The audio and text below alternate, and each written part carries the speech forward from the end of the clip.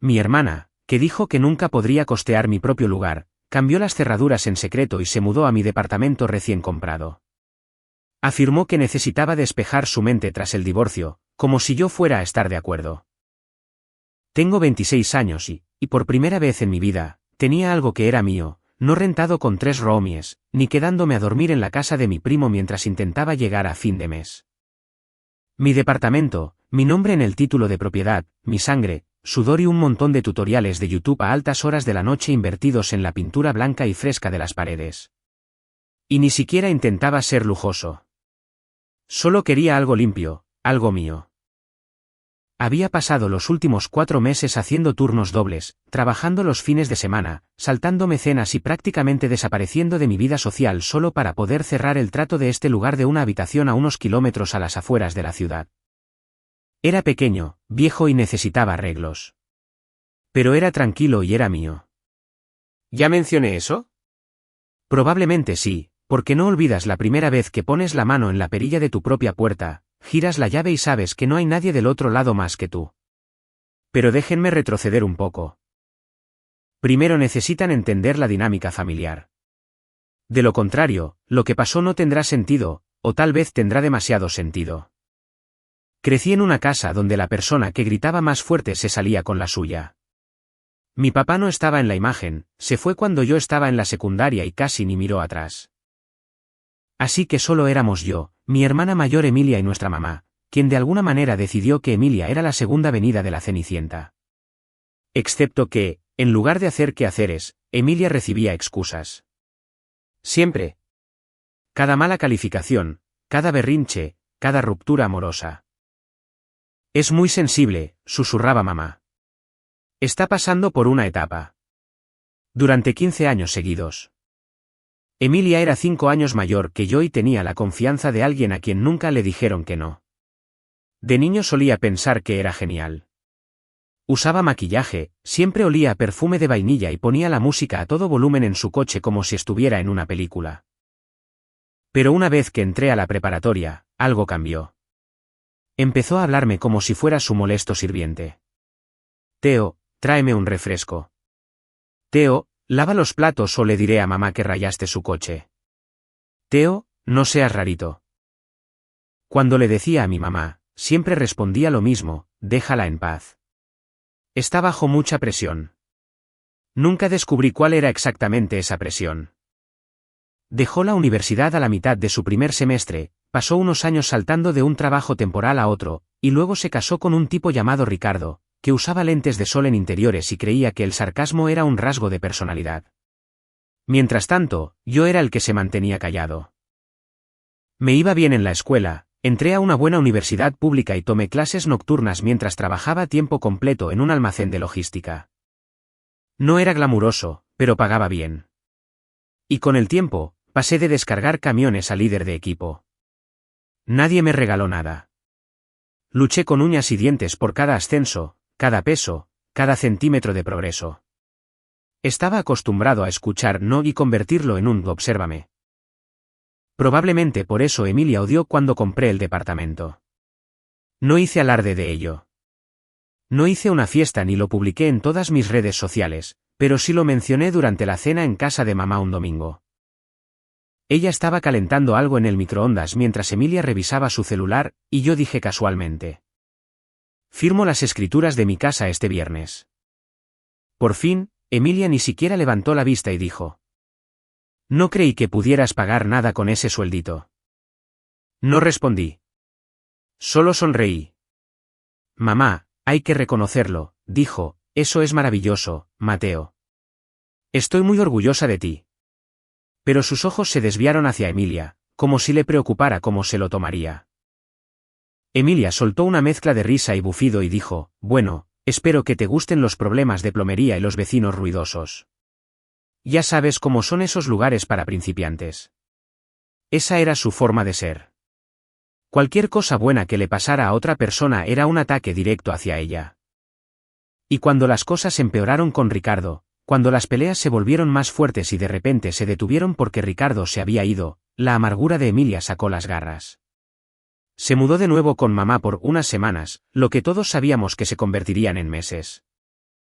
Se apoderó de la sala, esparció sus cosas por el suelo como si fuera la dueña del lugar, y empezó a hacer comentarios indirectos sobre cómo algunas personas no entendían lo difícil que podía ser la vida. Yo me mantuve al margen. Tenía mi propio lugar en el cual concentrarme. Pasé los fines de semana lijando los pisos, pintando los gabinetes e instalando lámparas nuevas que no parpadearan como utilería de película de terror. Incluso aprendí a poner los azulejos de mi propio baño. Para finales de abril, había terminado. Se veía perfecto. Tal vez no para los estándares de una revista, pero para mí, era perfecto. Y luego llegó ese lunes. Era uno de esos días extrañamente calurosos de principios de mayo. Acababa de terminar mi turno, tenía la camisa pegada a la espalda, y en lo único que podía pensar era en tomar un largo baño y sentarme en el balcón con un vaso de té helado. Caminé hasta la puerta, metí la llave en la cerradura, y no giró. Parpadeé y lo intenté de nuevo.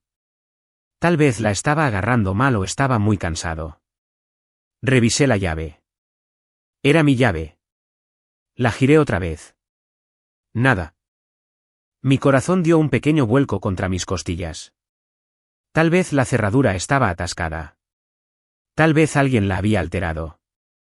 Sacudí la llave y luego pegué la oreja a la puerta como si fuera un detective, y ahí fue cuando lo escuché. Una voz de mujer, familiar, riéndose. Me quedé helado y toqué la puerta. La risa se detuvo. Unos segundos después, la puerta se abrió apenas unos centímetros. Y parada ahí, usando una de mis playeras, estaba Emilia. Parecía que se acababa de despertar de una siesta. Llevaba el pelo recogido en un chongo despeinado y sostenía un tazón de cereal. Mi cereal. ¿Qué haces aquí? Preguntó como si yo fuera el intruso. La miré fijamente. ¿Qué? ¿Qué haces tú aquí? ¿Por qué no funciona mi llave? Ah, dijo con naturalidad, dando un paso atrás. Mamá mandó cambiar las cerraduras. Nos mudamos la semana pasada. ¿Nos? Mi voz sonó débil. Jaime y yo, dijo, agitando la mano vagamente hacia la recámara. Mi hijo, ya sabes, el que casi nunca ves. Ha sido una época difícil para él, Mateo. Emilia, este es mi departamento. Me lanzó una mirada como si le acabara de decir que la tierra era plana. Eres joven. Te vas a recuperar. Jaime necesita estabilidad en este momento. Ni siquiera registré la mitad de lo que dijo. Mis ojos recorrían la habitación, mi tapete, mi mesa de centro, mis libros apilados en los estantes. Todo seguía ahí, excepto que ahora había cochecitos de juguete esparcidos por el piso, tazones sucios en el fregadero y ropa colgada en el sillón. Creo que dejé de respirar. No le grité. No armé un escándalo. Ni siquiera entré. Me di la vuelta, bajé las escaleras, me subí a mi coche y me quedé sentado en silencio por unos buenos 10 minutos, simplemente apretando el volante. Sentía que el pecho se me hundía, como si hubieran succionado todo el aire del mundo. Luego saqué mi celular y llamé a mi mamá. Contestó al segundo tono. Hola, mijo. ¿Por qué está Emilia en mi departamento? Suspiró, sin culpa, sin pánico, solo cansada. Mateo, por favor no hagas un drama. Emilia está pasando por un momento muy difícil. ¿Le diste mi departamento? Eres joven. Encontrarás otra cosa. Es solo temporal hasta que se recupere. Jaime necesita un hogar estable. ¿Y tú? Bueno, de todos modos siempre estás trabajando. Sentí que algo se rompía. No fue un ruido fuerte ni explosivo, solo un quiebre silencioso. Ok, dije, y colgué. Luego manejé directo a la delegación. No para pelear, no para gritar, sino con mi contrato en la mano. Y ahí fue cuando comenzó la verdadera guerra. Entré a esa estación de policía como si todavía estuviera soñando. No sabía qué esperaba. Tal vez una palmada en la espalda, tal vez que algún policía me dijera, uy no, vamos a sacarla ahora mismo. Pero lo que recibí fue papeleo y protocolos. Asentimientos cautelosos y tonos vacilantes. Me senté en el área de espera, con el contrato en una mano y mi INE en la otra, tratando de mantener la calma mientras mi cerebro gritaba en círculos. El policía en el mostrador, el oficial Márquez, creo que se llamaba, me pidió que le explicara todo. Lo hice, lenta y cuidadosamente, sin enojo en mi voz, solo los hechos. Había firmado el contrato hacía 3 meses. Había pagado cada centavo de ese departamento yo mismo. Tenía llaves, muebles, recibos, y ahora me habían dejado fuera mientras otra persona vivía ahí, alguien que no había pagado ni un peso y no tenía ningún derecho legal de estar ahí. Revisó el contrato, me pidió los datos de contacto del administrador del edificio, y luego me lanzó una mirada que se sentía entre comprensiva y exhausta. Bueno, dijo, esto no es un asunto penal. ¿Aún no? Aún no. Si entró a la fuerza o cambió las cerraduras sin permiso, podríamos estar hablando de allanamiento. Pero como usted le dio una llave. Yo no se la di, lo interrumpí. Nunca le di una llave. Le dejé un repuesto a mi mamá para emergencias. Eso es todo. Levantó las cejas lentamente y asintió. Muy bien, eso cambia las cosas. Su mamá le dio acceso a otra persona. Eso es uso no autorizado, tal vez incluso entrada ilegal. Pero mire, Mateo, este tipo de situaciones pueden complicarse. Las disputas familiares no siempre se resuelven a través de nosotros. Lo ideal sería comenzar con un reporte formal, y luego hablar con el administrador. Probablemente tendrán que emitir un aviso de desalojo si no se va por voluntad propia. Quería reírme, llorar o gritar contra una almohada. En lugar de eso, solo pedí los formatos y comencé a llenarlos con la mano entumecida. Mi celular vibró con un mensaje a la mitad. Lo ignoré. Era de mi mamá, por favor, no empeores las cosas, Mateo. ¿Ella necesita esto más que tú en este momento? Esa frase se me quedó grabada el resto de la noche. Me quedé a dormir en casa de un amigo después de eso. Diego, un chico con el que solía trabajar, que tenía un sillón y no hacía preguntas. Me ofreció una cerveza y una almohada. Acepté ambas. No dormí. Solo me quedé mirando al techo pensando en lo rápido que todo se había desmoronado. A la mañana siguiente, llamé a mi administrador, el señor Ríos. Estaba tan sorprendido como yo. ¿Que ella qué? Dijo, con la voz afilada. ¿Quieres decir que alguien cambió las cerraduras? Eso es ilegal, Mateo. Yo nunca autoricé eso. Yo tampoco. Ni siquiera me avisaron. Mi mamá simplemente le dio acceso. Hubo una pausa. Ella no está en el contrato. Puedo comenzar el proceso de desalojo, pero eso tomará tiempo. Notificación del juzgado. Orden de un actuario. Mínimo 30 días, a menos que se vaya voluntariamente. 30 días.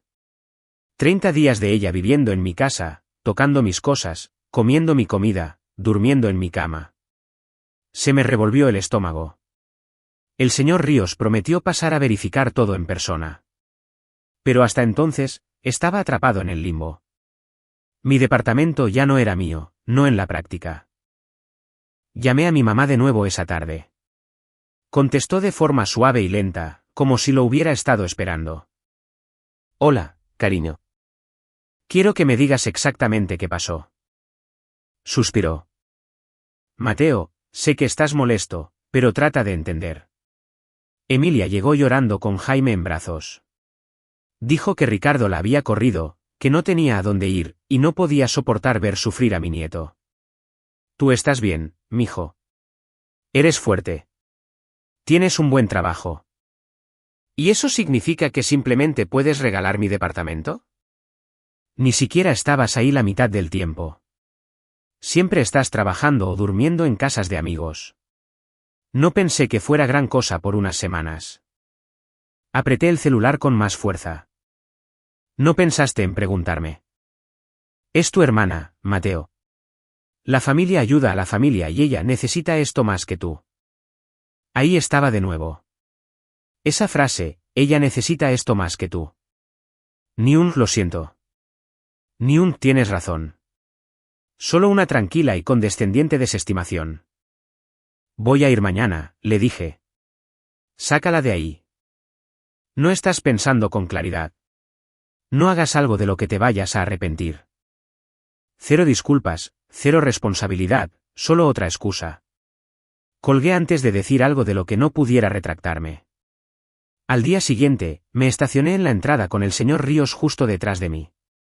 Quería ser testigo de todo él mismo. Tocamos. No hubo respuesta. Tocamos de nuevo. Nada. Finalmente, usó la llave maestra que todavía tenía, pero no funcionó. Las cerraduras habían sido cambiadas por completo. El señor Ríos dio un paso atrás, frotándose la frente. Increíble. No tuvimos más remedio que pegar un aviso en la puerta, una advertencia oficial de que el inquilino registrado, yo, había reportado una ocupación no autorizada y que se habían iniciado los procedimientos legales de desalojo. Le tomé una foto al aviso y se lo envié tanto a Emilia como a mi mamá. Ninguna respondió, pero más tarde esa noche, vi una foto del papel arrugado en un bote de basura, publicada en la historia privada de Facebook de Emilia, donde se suponía que yo no debía ver el texto. Cree que esta notita me asusta. Esfuérzate más, hermanito. Me quedé mirando esa pantalla por un largo rato. Fue entonces cuando algo dentro de mí cambió. Ya no era solo enojo. Era algo más frío, más profundo. Pasaron unos días en silencio absoluto. No supe nada de ninguna de las dos. El señor Ríos presentó el papeleo de desalojo y yo esperé. Fui saltando de casa en casa de amigos y pasé cada momento libre en el trabajo o investigando sobre derechos de inquilinos, protecciones de contratos y cuánto tiempo tendría que esperar para que este circo terminara. Luego vino el golpe bajo. Recibí una notificación de mi banco. Un cargo por 2,000 pesos en una tienda de decoración para el hogar en la que ya había comprado antes, seguido de otro de 3,500 pesos en una mueblería. Luego, compras en el supermercado, luego un servicio de comida a domicilio, todo cargado a mi tarjeta. Me quedé helado, investigué más a fondo y me di cuenta de que nunca había cancelado la tarjeta de repuesto que había dejado en un cajón del departamento, la que no había usado en meses. Emilia la había encontrado. Llamé al banco, congelé la cuenta y disputé cada cargo. Luego llamé a mi mamá otra vez. Esta vez ni siquiera saludé. Ahora está usando mi tarjeta. Una pausa. Luego. Estoy segura de que es solo para artículos de primera necesidad. Ella no lo haría con malicia. Compró un espejo de pie y un estante para vinos. Silencio. Voy a reportar esto, le dije. A la policía. ¿Mandarías a tu propia hermana a la cárcel? No está actuando como una hermana. Esa misma noche la denuncié. Les mostré los estados de cuenta, la historia de Facebook, el contrato. El oficial Márquez tomó nota y prometió escalar la situación. Todavía no podían arrestarla, pero lo agregaron al caso. Esto estaba empezando a parecerse mucho más a un fraude. Aún así, nada cambió. Emilia se quedó. Faltaban semanas para la fecha de la audiencia de desalojo. Estaba perdiendo el sueño, bajando de peso y perdiendo la poca fe que me quedaba en la familia. Luego, unas 2 semanas después, recibí una llamada de un número que no reconocía. Hola, ¿hablo con Mateo Herrera? Sí. Habla la licenciada Castañeda, del DIF. Nos gustaría hablar con usted sobre una solicitud de tutela presentada a su nombre para el menor Jaime Herrera. Casi se me cae el celular. ¿Qué? Aquí dice que usted solicitó asumir la tutela de su sobrino debido a condiciones de vida inseguras en su hogar actual. Yo no presenté nada. Una pausa. Sonido de papeles moviéndose.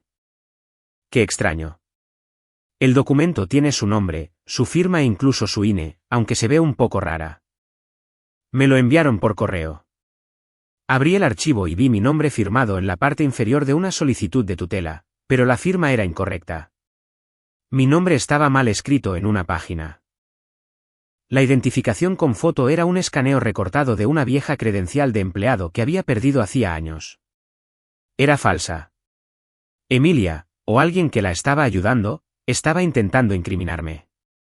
Si era para asustarme, retrasar el desalojo, o pintarme como un villano, no lo sabía. Pero era una línea que se había cruzado tanto que ya ni siquiera era visible. Llamé a mi mamá furioso.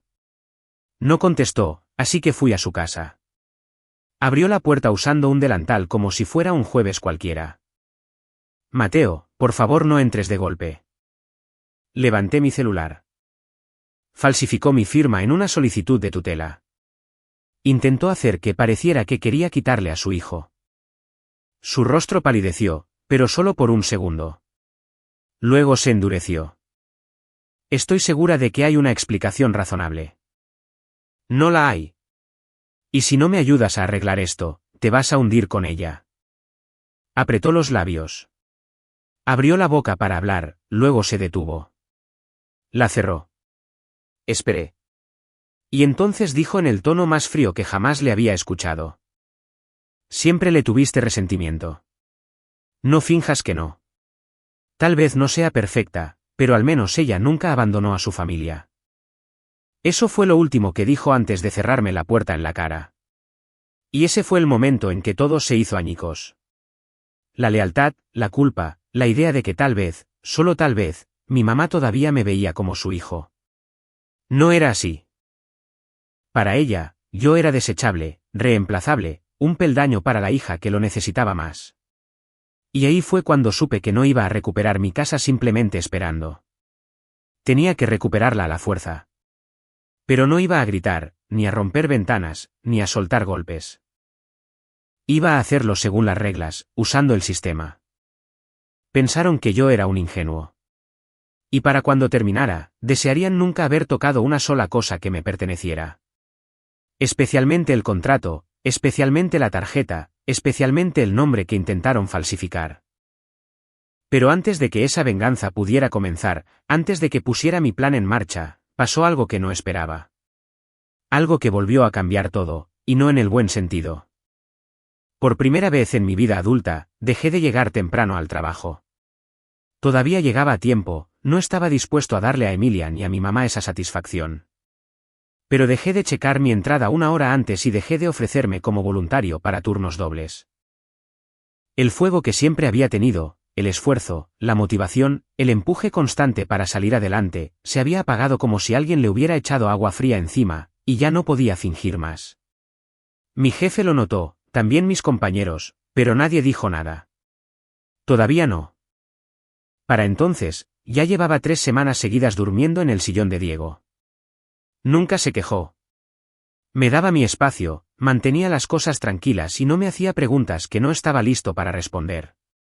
Pero vi la expresión en su cara cuando se me olvidó sacar la basura de nuevo. Cuando dejé la ropa en la lavadora por demasiado tiempo, cuando apenas pronuncié palabra durante toda una cena. Me estaba desmoronando silenciosa y lentamente.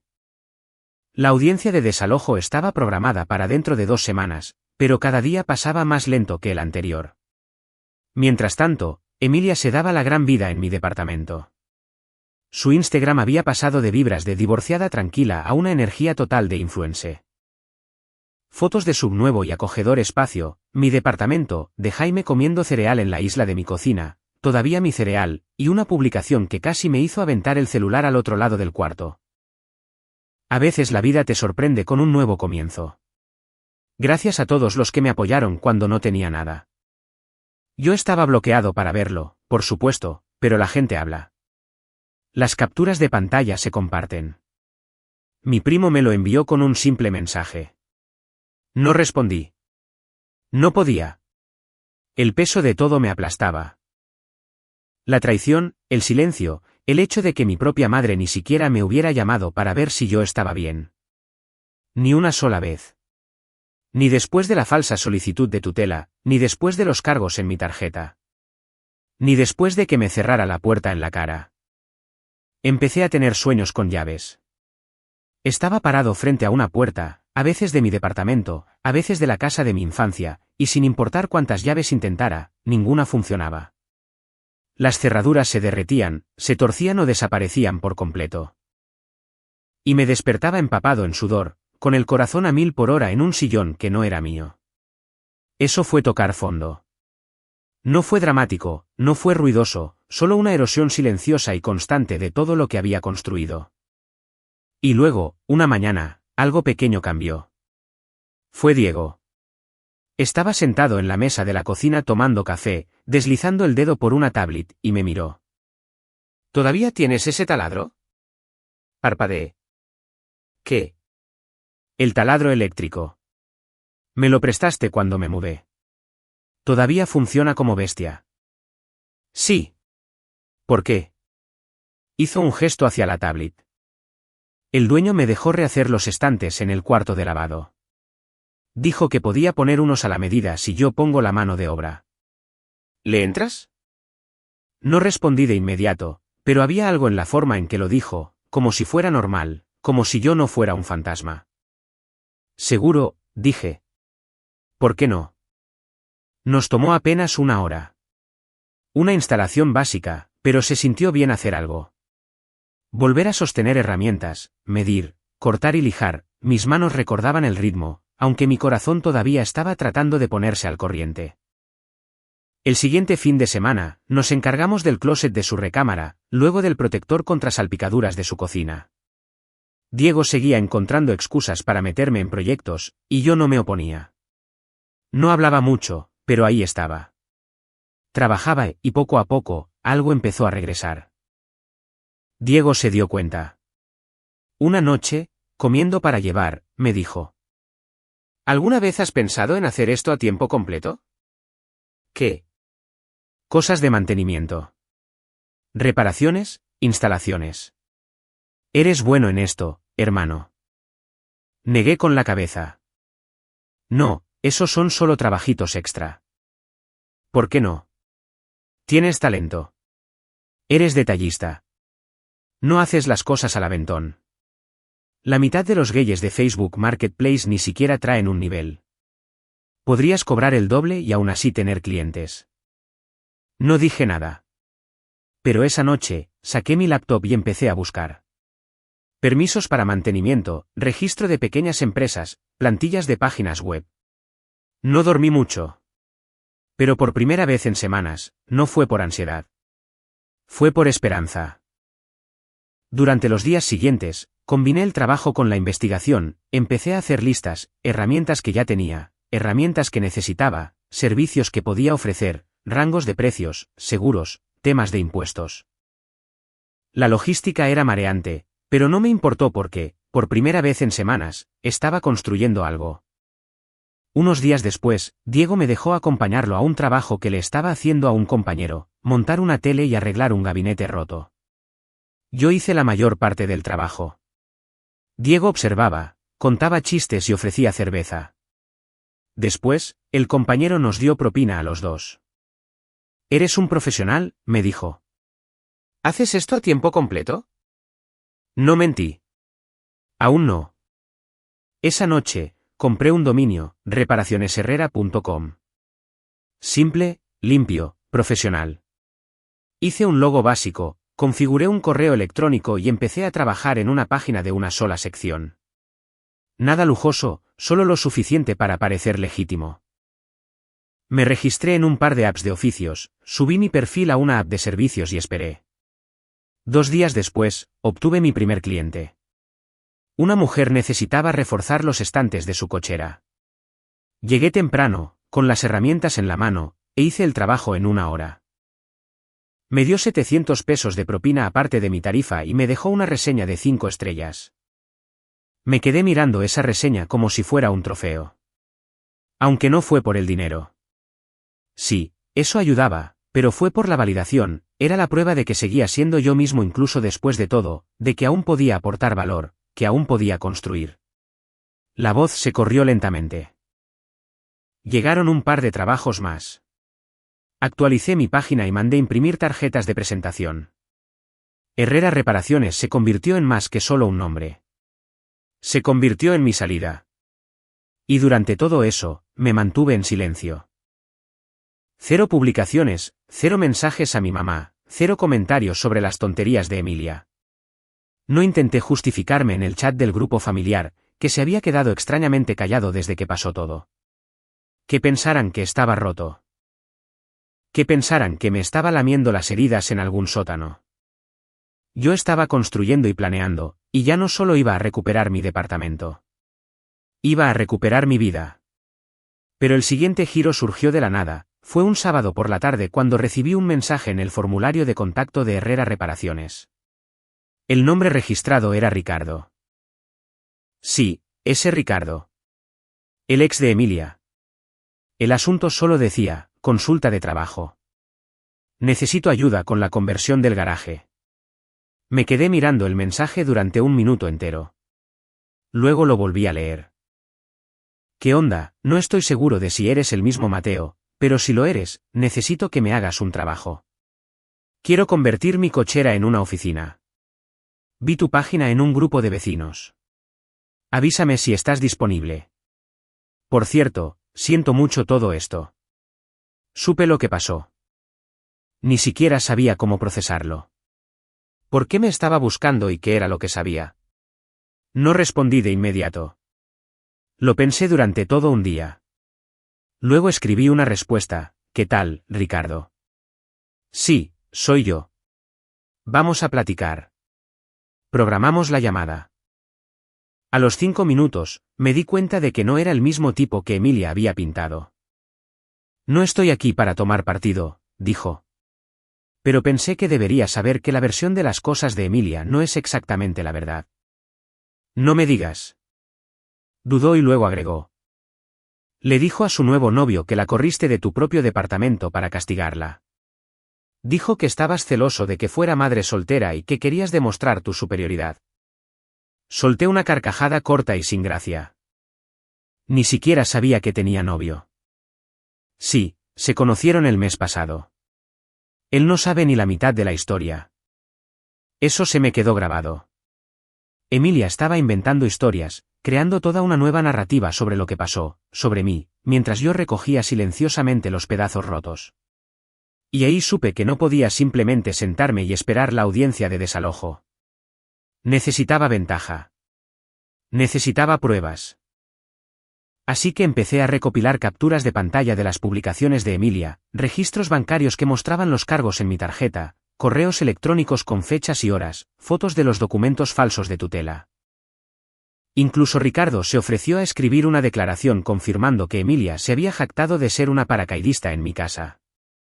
Lo guardé todo, categoricé todo en carpetas, imprimí copias, hice 2 copias de seguridad. Porque ya no me estaba preparando solo para el tribunal de desalojo. Me estaba preparando para la guerra. Pero justo cuando pensé que tenía todo bajo control, justo cuando creí que ya había dejado de caer, recibí una llamada del señor Ríos. Mateo, dijo con voz sombría. Tienes que venir al departamento ahora mismo. El estómago se me hundió. ¿Qué pasó? Ella no está aquí, pero hay algo que necesitas ver. Dejé todo y manejé hasta allá. Cuando llegué, la puerta estaba abierta. La cerradura estaba rota. El señor Ríos estaba parado justo dentro de la sala, con una expresión indescifrable. Pasé a su lado y me quedé helado. El lugar estaba destrozado. Muebles volteados, paredes rayadas, gabinetes abiertos, vidrios rotos en la cocina. Mi tele. Mi tele había desaparecido. Al igual que el microondas y los estantes que instalé en el pasillo. No solo se había mudado. Había vaciado el lugar y me había dejado con los escombros. El señor Ríos me entregó una nota doblada que había encontrado pegada en el refrigerador. Con una letra descuidada, decía, gracias por el viaje gratis. Buena suerte arreglando este basurero. Tal vez la próxima vez no seas una viborita tan egoísta. Y debajo de eso, una carita feliz manchada. Por mucho tiempo, simplemente me quedé ahí parado, mirando el espacio vacío donde solía estar mi sillón.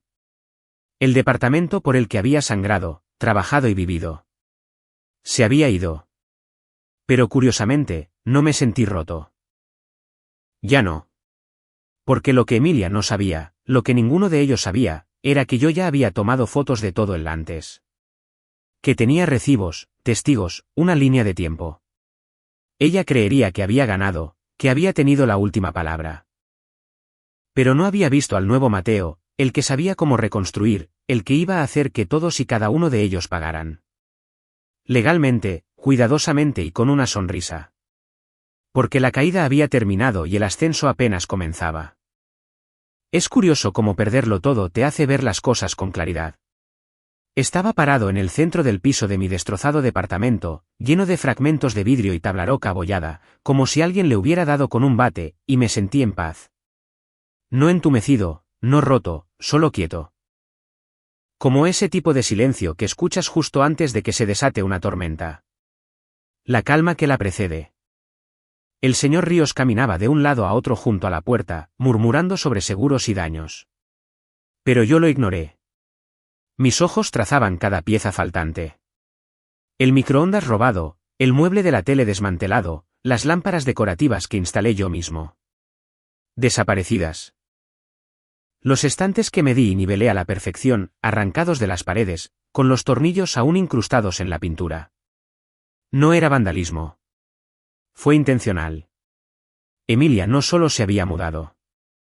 Había vaciado el lugar como si fuera una habitación de hotel que nunca pensó pagar. Y luego dejó esa nota. Gracias por el viaje gratis. Buena suerte arreglando este basurero. Ella pensó que esa era su jugada final. Pensó que había ganado. Pero lo único que hizo fue entregarme exactamente lo que necesitaba. Porque ahora no solo tenía los papeles de desalojo. Tenía pruebas de robo, destrucción de propiedad e intención maliciosa. Tenía fotos del departamento antes y después. Tenía registros bancarios. Tenía la falsa solicitud de tutela que intentó colar a mi nombre. Tenía a Ricardo, su exesposo, dispuesto a testificar. Y más que nada, ya no tenía miedo. Ni ataduras, ni ilusiones, ni piedad.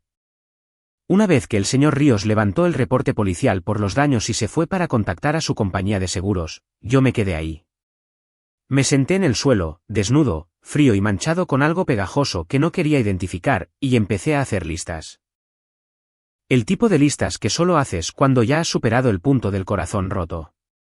Paso a paso, metódicamente. 1. El reporte policial ya presentado por el señor Ríos. Yo le agregaría la lista de los artículos faltantes, fotos y cualquier recibo que pudiera encontrar. Mis estados de cuenta bancarios mostrarían que algunos de los aparatos electrónicos robados habían sido cargados a mi tarjeta. 2. Preparación legal. La audiencia de desalojo seguía en pie, pero ahora tenía motivos para reclamar daños civiles y posibles cargos penales. Necesitaba un abogado, no uno ostentoso, solo alguien astuto, discreto y minucioso. 3. Bloqueo financiero. Todas mis tarjetas habían sido cambiadas y mi crédito estaba monitoreado, pero ordené un nuevo congelamiento en cualquier línea de crédito y puse una alerta en mi nombre en el buró de crédito, por si acaso Emilia intentaba algo de nuevo. 4. La falsificación de la tutela, eso necesitaba escalarse. Ya había presentado el reporte en el DIF y proporcionado una copia a la policía. Ahora era el momento de presionar fuerte. 5. Testigos de carácter, Ricardo, Diego, e incluso algunos compañeros de trabajo que conocían la línea de tiempo. Empecé a contactarlos. No para chismear, no para desahogarme, solo para pedir declaraciones formales. Todos y cada uno de ellos aceptaron sin dudarlo. Para el final de la noche, tenía 5 carpetas, físicas y digitales, etiquetadas como contrato y propiedad, fraude y robo de identidad, robo financiero, declaraciones de testigos, y línea de tiempo y evidencia. Estaba armando un caso, no solo para el tribunal, sino para todo. Porque la cosa con personas como Emilia, y lamentablemente personas como mi madre también, es que dependen de que te quedes callado. Se alimentan de la culpa, de los lazos familiares, de la idea de que no te atreverás a defenderte. Pero yo ya había peleado para salir de la basura y comprar ese departamento. Había trabajado turnos dobles, había aprendido a poner azulejos en un baño desde cero. Había conseguido cada centímetro de éxito con mis propias uñas y sin ayuda de nadie. Y ahora no tenía nada que perder. Así que empecé a hacer llamadas. La primera fue a Ricardo.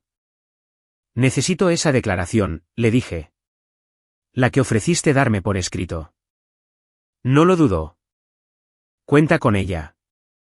2 días después, tenía una carta firmada y notariada que describía todo lo que Emilia le había dicho, como admitió haber cambiado las cerraduras, cómo se rió de haberse apoderado del lugar y cómo me llamó demasiado débil para hacer algo al respecto.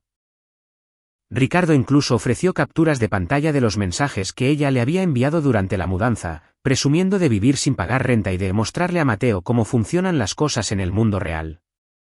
Eso fue directo a la carpeta número 4. Luego, contacté al DIF de nuevo y presioné sobre el asunto de la falsificación.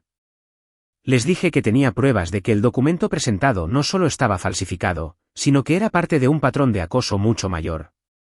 Mantuve la calma, fui respetuoso, pero firme. Y ahí fue cuando obtuve un nombre, Detective Ortiz. Había sido asignado al caso de falsificación. Le envié por correo toda la carpeta, cada archivo, cada foto, cada discrepancia en el formato falsificado. En cuestión de un día, respondió, corto y al grano, recibido. Esto se ha escalado para una revisión formal.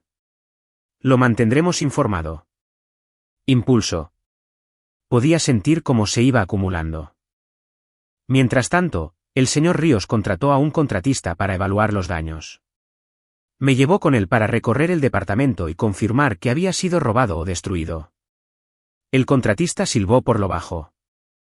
También arrancó los enchufes de luz, hermano. Eso es rencor. Eso ni siquiera es robo. Eso es simplemente ser mala onda. Ambos nos reímos, pero mi risa fue vacía. Aún así, tomé fotos, medí lo que necesitaba reparación y guardé cada factura que el contratista le envió al señor Ríos. Me ofrecí a ayudar a arreglarlo yo mismo. El señor Ríos se negó. Ya has hecho suficiente. Concéntrate en el caso. Yo me encargaré del departamento. La siguiente parte del plan fue más difícil. Tenía que hablar con mi mamá, no porque quisiera un cierre, no lo quería. Solo necesitaba escuchar qué era lo que sabía y, más importante aún, qué era lo que no. Me presenté en su casa sin avisar. Abrió la puerta usando un chal tejido y sosteniendo una manzana a medio comer. Parpadeó. Mateo. No estoy aquí para pelear, dije, solo quiero claridad. Me dejó entrar con un suspiro. La casa olía a lavanda y cera de limón. Familiar de una manera dolorosa. Me senté en el sillón. Ella se quedó de pie junto a la puerta como si fuera mi chaperona. Necesito saberlo, le dije. ¿La ayudaste a falsificar esos documentos? Su rostro cambió, no sorprendida, sino ofendida, una ofensa actuada. ¿Dolida? Yo no falsifiqué nada, dijo en voz baja. Me enseñó un papel y dijo que era parte de los acuerdos de custodia. No hice preguntas. La miré fijamente. ¿Lo leíste? No. ¿Viste mi firma? Yo. No lo recuerdo. Le creí, pero no la perdoné. Emilia está en problemas, le dije. Esto no terminará bien para ella. Es tu hermana, Mateo. Es una delincuente, mamá. Bajó la mirada, y me di cuenta de que ella ya lo sabía, no solo lo del documento, lo sabía todo, los cargos falsos, el vandalismo, la manipulación. Tenía que saberlo. Simplemente no quería enfrentarlo. Me puse de pie. No dejaré que vuelva a hacer esto. Ni a mí, ni a nadie. Mi mamá no dijo nada. No me acompañó a la puerta, y ese silencio me dijo más de lo que las palabras jamás podrían. Había elegido su bando, lo que hizo que el mío fuera más fácil de elegir. Corté todo contacto después de eso, cambié mi número y las bloqueé a ambas en todas partes. Diego me ayudó a configurar filtros de llamadas para que sus nombres nunca volvieran a aparecer, y volví a trabajar. Pero no en el almacén. Ese capítulo había terminado. Ahora era Herrera Reparaciones a tiempo completo. Había ganado el impulso suficiente, suficientes trabajos por recomendación, clientes recurrentes y reseñas brillantes como para poder dejar por fin la rutina de trabajar de 9 a 5. Registré mi empresa oficialmente, pagué mis permisos y empecé a ofrecer paquetes de servicios. Incluso invertí en mejor equipo, herramientas con las que soñaba cuando estaba quebrado, recorriendo los pasillos de liquidación. Para fin de mes, tenía 3 semanas de citas programadas, mi propio logo en una camioneta blanca, playeras tipo polo con la marca y una mesa de trabajo plegable con mi nombre grabado a un costado. Estaba ganando más en una semana de lo que solía ganar en un mes, pero no lo publiqué. No presumí porque esto no era para Emilia. Esto era para mí. Aún así, una parte de mí quería que ella lo supiera, que viera lo que había construido de las cenizas que dejó a su paso. Y tendría esa oportunidad, porque luego, de la nada, recibí un correo de una dirección que no reconocía. El asunto solo decía, de Jaime, con ayuda de la mamá de mi amigo. Mi corazón se detuvo. Lo abrí. Hola, tío Mateo. No sé si también estás enojado conmigo. Mi mamá dijo que ahora nos odias, pero yo no lo creo. Te extraño. ¿Puedo verte algún día? Adjunto venía un dibujo en crayón sobre papel, un monito de palitos, yo, con una gran llave inglesa en una mano y una sonrisa, parado junto a un niño pequeño que sostenía una caja de herramientas. Me rompió el corazón, y me recordó exactamente por qué tenía que terminar con esto. No solo por justicia, sino para proteger a la próxima persona que Emilia intentara manipular, incluso si era su propio hijo. Así que hice mi lista final. 1. Entregar todas las pruebas al detective Ortiz y hacer un seguimiento semanal. 2. Confirmar el reporte policial por daños con el señor Ríos y firmar la declaración jurada. 3. Finalizar el papeleo de la demanda civil con el abogado. 4. Notificar al DIF sobre la carta de Jaime, sin presionar para tener contacto. 5. Preparar una publicación pública si fuera necesario, algo honesto, tranquilo y con hechos, porque si Emilia quería inventar mentiras, perfecto. Pero yo tenía la verdad, la ley y el impulso de mi lado. Había terminado de jugar a la defensiva. Ahora era mi turno. El movimiento final no llegó en una dramática escena de tribunal ni en una confrontación a gritos en un estacionamiento. Eso habría sido demasiado fácil, demasiado ruidoso. Emilia siempre prosperaba en el drama. El caos era su moneda de cambio. Así que elegí la única arma que ella nunca podría entender, el silencio. Un silencio constante, estratégico y legal. Esperé a la audiencia. El caso de desalojo que había empezado todo por fin llegaba a los juzgados. Y a pesar de todo lo que Emilia había hecho, aún así llegó tarde. Sin abogado, sin disculpas, solo con una blusa blanca barata y esa misma sonrisa de suficiencia que llevaba el día que cambió las cerraduras de mi departamento. Ni siquiera me miró cuando entró. No echó un vistazo a la carpeta que coloqué ordenadamente en el escritorio frente a mí, etiquetada en negritas, evidencia de robo y fraude. Emilia Herrera. Tenía todo adentro, recibos de los aparatos electrónicos robados, fotos de los daños que causó, capturas de pantalla de sus publicaciones en redes sociales presumiendo de vivir en mi departamento sin pagar renta, la declaración notariada de Ricardo, los reportes policiales. El papeleo del fraude bancario y la falsificación de la tutela. La jueza, una mujer de unos 50 años de aspecto cansado y sin tiempo para juegos, no necesitó mucho. Después de apenas 20 minutos, falló a mi favor. Se concedió el desalojo inmediato, aplicado de forma retroactiva, ya que Emilia ya había desocupado. Al señor Ríos se le otorgaron daños y perjuicios por la destrucción de la propiedad.